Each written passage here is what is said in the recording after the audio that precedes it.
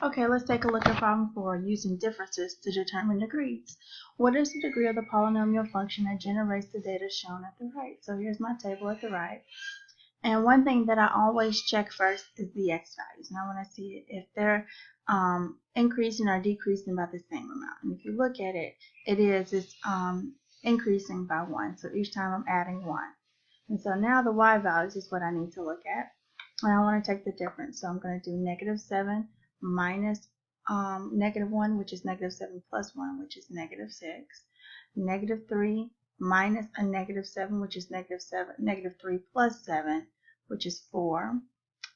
5 minus a -3, which is 8. 11 minus 5, which is 6. 9 minus 11, which is -2. And -7 minus 9, which is -16. Alright, so this is my first difference. The second one, same thing. 4 minus -6 is 10. 8 minus 4 is 4. 6 minus 8 is -2. -2 minus 6 is -8. And -6 minus -2 is -14. So they're not constant, they're all different, so we continue.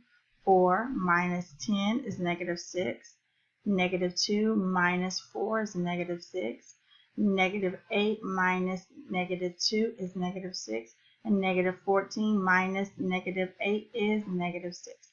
So this is constant. So the third is constant. So that means this is a third degree polynomial. Let's take a look at got it. It says, what is the degree of the polynomial function that generates the data shown at the right? So again, first I check my x values, and they're all increasing by 1. So I'm going to take a look at my y values and see what happens.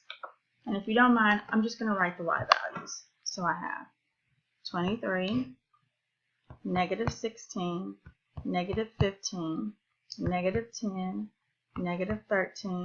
-12, and -29. Oh, sorry, that's positive 29.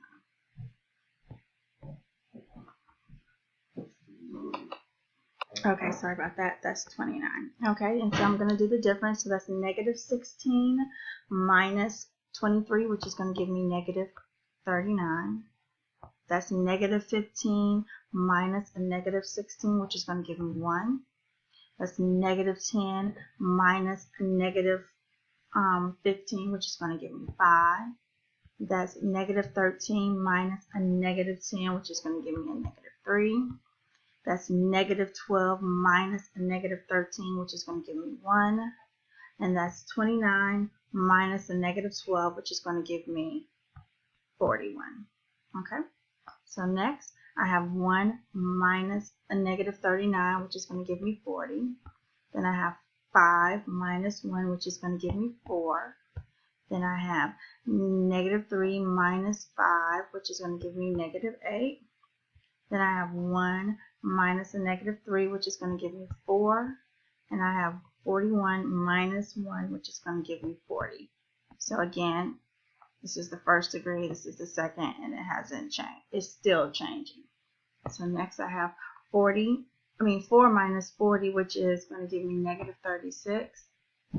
Then I have -8 minus 4, which is going to give me -12.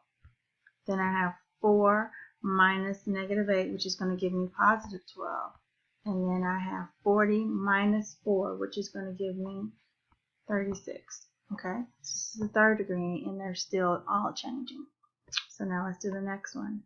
-12 minus a -36 is going to give me +24. 12 minus a -12 is going to give me 24 again. Hopefully the next one. 36 minus 12 is 24. So this is a fourth degree polynomial. So now we're looking at problem B, and it says, what is an example of a polynomial function whose fifth differences are constant, but whose fourth differences are not constant? Well, if the fifth differences are constant, that means it's a fifth degree polynomial. So maybe just something simple like this. There's lots of answers, of course. For B, I can say y is equal to x to the fifth. That's a fifth degree polynomial. And I hope this helps.